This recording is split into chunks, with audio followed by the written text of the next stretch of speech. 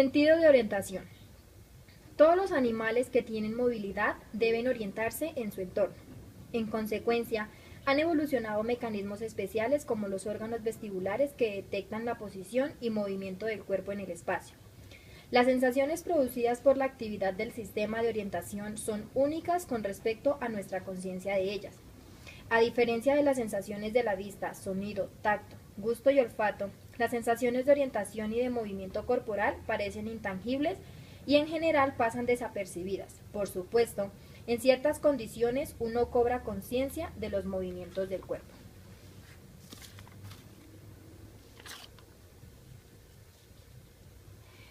Receptores para la orientación.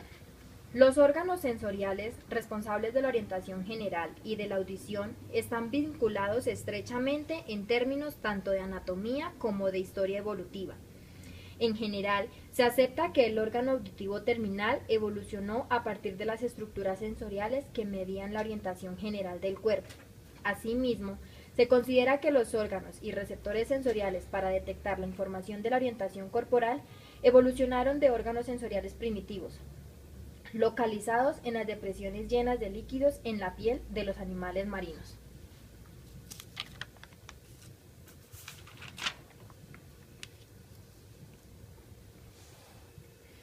Estas depresiones estaban recubiertas de células ciliares sensoriales o cilios que eran los receptores de la estimulación mecánica, que eran sensibles a los movimientos y vibraciones del líquido que llenaba la depresión.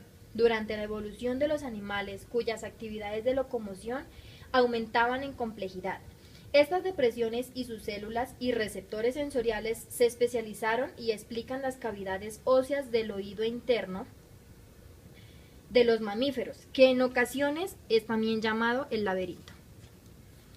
Los mecanorreceptores es la evitación de los detectores de gravedad que dependen los cambios mecánicos. En los invertebrados, los detectores de gravedad se llaman estatocitos. De las palabras griegas statos, estacionario, y quistis, saco. Y quizás sean los órganos sensoriales especializados en desarrollarse más temprano en el reino animal. El estatocito es una cavidad llena de líquido recubierta de una membrana interna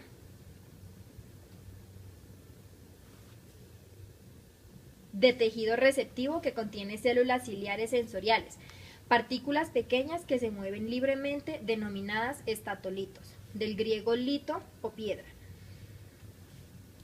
que residen dentro del estatocito. Los estatolitos son más pesados que el líquido de la cavidad del estatocito y tienen un movimiento relativamente libre.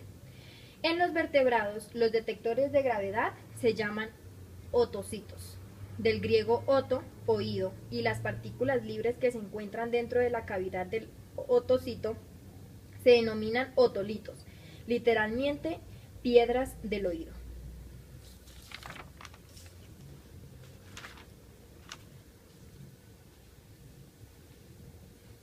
Sistema de orientación en los mamíferos.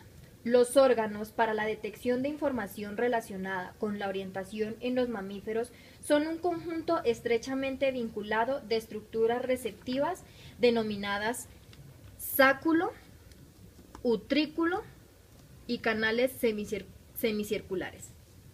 El desarrollo avanzado de los mecanismos del otocisto en los mamíferos se evidencia en las estructuras que se denominan de manera colectiva los órganos vestibulares, en los cuales encontramos el sáculo, del latín saculus o pequeño saco, utrículo, del latín utriculus o pequeña bolsa, que son sacos membranosos llenos de líquido que actúan como ostocistos. La superficie receptora sensorial interna tanto del sáculo como del utrículo es denominado mácula. Las células ciliares sensoriales o cilios de la superficie de la mácula inervan fibras nerviosas que se extienden a diversas regiones del cerebro y encontramos los conductos semicirculares o canales semicirculares. Su función principal es registrar la dirección y grado de movimiento circular o aceleración giratoria. La mayoría de los vertebrados, desde los peces en adelante, han desarrollado estructuras especializadas para detectar la aceleración giratoria, que son los conductos semicirculares, Cada conducto se hace más amplio en su base.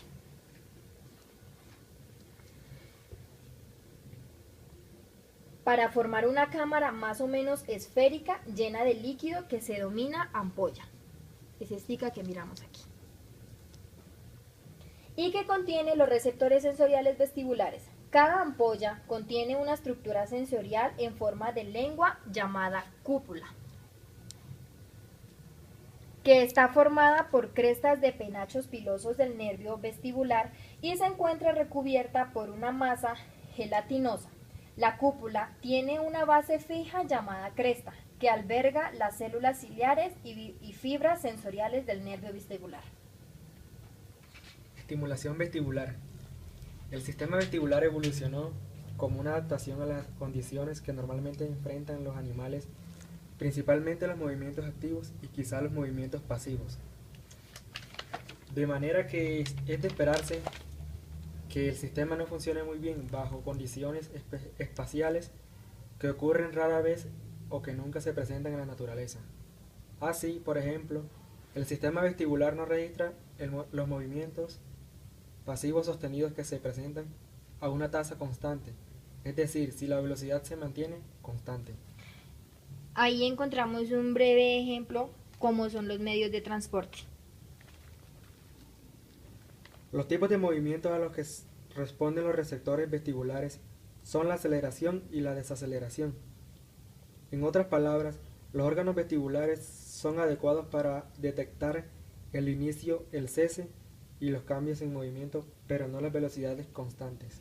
Aquí también encontramos que los movimientos, un ejemplo claro es el movimiento de la cabeza para la estimulación vestibular. Tacmo vestibular y movimientos vestibuloculares del ojo. La estimulación de los receptores vestibulares se transmite a los centros inferiores del cerebro, por ejemplo, el cerebelo, a partir de los cuales se realizan conexiones con las fibras motoras del cuello, tronco, miembros y músculos oculomotores. Dichos movimientos oculares rítmicos y reflejos en respuesta a la estimulación de los conductos semicirculares a partir del movimiento giratorio reciben el nombre de nistagmo vestibular. El nistagmo vestibular parece ser una respuesta fundamental a la rotación que ocurre en los vertebrados que poseen ojos móviles. También es bastante prominente en humanos recién nacidos. Movimientos vestibuloculares del ojo. La estimulación vestibular también produce movimientos oculares que ayudan a percibir un ambiente visual estable y constante a medida que uno se mueve en el espacio. Su cabeza se mueve hacia arriba y hacia abajo y de un lado a otro de manera continua para ajustarse a los cambios a las imágenes visuales debido a este movimiento continuo de la cabeza. Los ojos cambian de su posición de manera constante.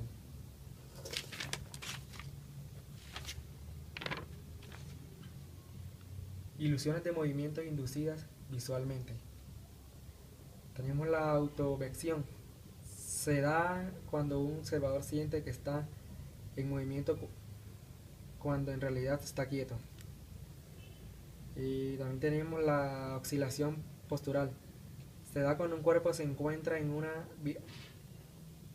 habitación o superficie en movimiento, en donde el cuerpo se somete a movimientos en la misma dirección de la superficie o habitación. Aquí encontramos un ejemplo donde dice que se somete a un cuerpo o a una persona a una superficie o una pieza donde está completamente cerrada con luces, pero esta pieza tiene movimientos hacia adelante y hacia atrás. En la autovección podemos encontrar de que cuando la pieza va hacia adelante, la persona tiende a irse hacia atrás para recuperar el equilibrio. Y cuando el objeto va hacia atrás, la persona tiende a irse hacia adelante para no perder el equilibrio. Constantemente haciendo estos movimientos, al final la persona va a perder su equilibrio y muchas veces tiende a caerse. 3. Habituación vestibular. El sistema vestibular está sujeto a la habituación. La habituación vestibular es la disminución a largo plazo de los efectos vestibulares con la exposición prolongada. El nistagmo. El nixtasmo vestibular puede mostrar habituación con la exposición a largo plazo que ocurre en el movimiento continuo, como lo experimentan los marinos, acróbatas, bailarines, aviadores y astronautas. Otro resultado del movimiento constante es el vértigo o la sensación ilusoria de giro o rotación acompañada de oscilaciones involuntarias. El mareo y las náuseas también presentan habituación en estos individuos. ¿Ya? Deficiencia de los mecanismos vestibulares. Aquí nos encontramos con el reconocido reflejo de enderezamiento en el aire, en donde soltamos un gato o un conejo de cabeza, ya sea en un ambiente luminoso o de poca luz. Por lo general se pondrá derecho en el aire durante la caída, en menos de un segundo y caerá de pie. Esta proeza de la orientación corporal en medio del aire, que es sumamente compleja en un sentido físico, está bajo el control de los órganos vestibulares. Un animal que carece del funcionamiento vestibular apropiado no muestra esta reacción al caer y por ende se colapsa sobre sí mismo, y en el ser humano la pérdida de la función vestibular se acompaña de una desorientación general que finalmente disminuye. Enfermedad de Meniere. Se sostiene que es debido a una producción exagerada y presión elevada del líquido que llena el laberinto o el oído interno y los órganos vestibulares. La cinetosis. La cinetosis puede presentarse cuando uno sube a un vehículo o aparato que nos transporta de manera pasiva. Es posible que experimente los efectos de una estimulación vestibular inusual o anormal. Esta sensación ocurre en varias especies, al igual que en los seres humanos, aunque en general no ocurre en los lactantes, incluyendo monos, abejas, caballos y algunas aves y peces. En el ser humano es incapacitante y muy desagradable, produciendo mareo, palidez o náuseas. A menudo, la cinetosis ocurre cuando la información de movimiento indicada por la visión desigual a la señalada por el sentido vestibular. Movimiento activo comparado con movimiento pasivo. La cinetosis no es resultado de un movimiento activo producido por el propio individuo, de manera que la serie de movimientos cortos, autoimpuestos y repetidos de manera rápida, como al caminar, trotar y correr, no inducen cinetosis. La cinetosis es menos frecuente e intensa cuando al individuo se le mueve de manera pasiva, pero puede ejercer algún control sobre el movimiento. Causas de la cinetosis, teoría del conflicto sensorial. Según la teoría del conflicto sensorial, la disparidad entre la información visual y vestibular relativa a la orientación espacial produce cinetosis. Por ejemplo, la cabina de un barco en aguas agitadas en un ambiente visual estable, pero los órganos vestibulares registran el cuerpo en movimiento continuo. La incapacidad del sistema nervioso para resolver este conflicto sensorial es lo que produce los efectos apremiantes y perturbadores de la cinetosis. Reducción de la cinetosis. Una manera obvia de reducir la cinetosis es limitar al mínimo los movimientos corporales en sensación, en especial los movimientos de la cabeza cuando el cuerpo se mueve. Si se permiten movimientos independientes de la cabeza, en especial durante la rotación del cuerpo, actuarán fuerzas complejas sobre el sistema vestibular, lo que aumentará la posibilidad y gravedad de la cinetosis. Para algunos individuos, la cinetosis puede aliviarse o reducirse si se logra que la información proporcionada por el sentido de la visión sea de alguna manera consistente con la estimulación vestibular. La mayoría de las personas se habitúan finalmente a los estímulos que causan cinetosis. En algunas de estas situaciones se produce una habituación rápida, en otros se requiere varias horas o más. Por ejemplo, las alteraciones inducidas por el movimiento que experimentan los astronautas en órbita se eliminan solo después de cerca de 5 días de vuelo. La cinetosis es una experiencia desagradable y debilitante. También es autofingida. La cinetosis es uno de los resultados biológicos de utilizar la tecnología moderna para mejorar la transportación humana pasiva. Otros mecanismos de orientación. Algunas especies con órganos eléctricos especializados emiten una señal eléctrica débil que genera un campo eléctrico. Las distorsiones en el campo eléctrico producidas por objetos cercanos permiten la detección, distancia y localización de objetos como una forma de localización eléctrica. Hola, soy Dari Rodríguez. Hola, soy Javier Ruiz. Yo soy Gisette Salas. Lo que acabamos de presentar es un resumen del capítulo 15, Sentido de orientación, del libro Sensación y Percepción, un enfoque integrador de Harvey Richard Chipman. Somos estudiantes del segundo semestre de Psicología en la Universidad de Pamplona, Norte de Santander. Gracias.